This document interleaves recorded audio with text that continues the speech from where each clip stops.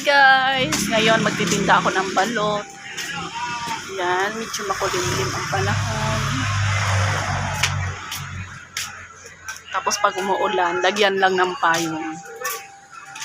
Malaking payong para hindi mabasa ang paninda.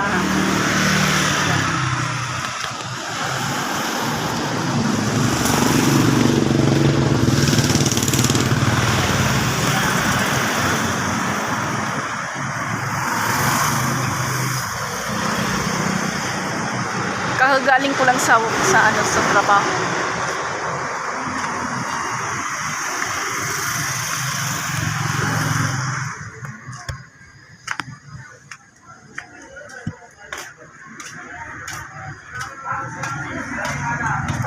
Habang wala pang namimili, maglingkod-lingkod ako sa terrace. Magtawag lang naman ang mga customer.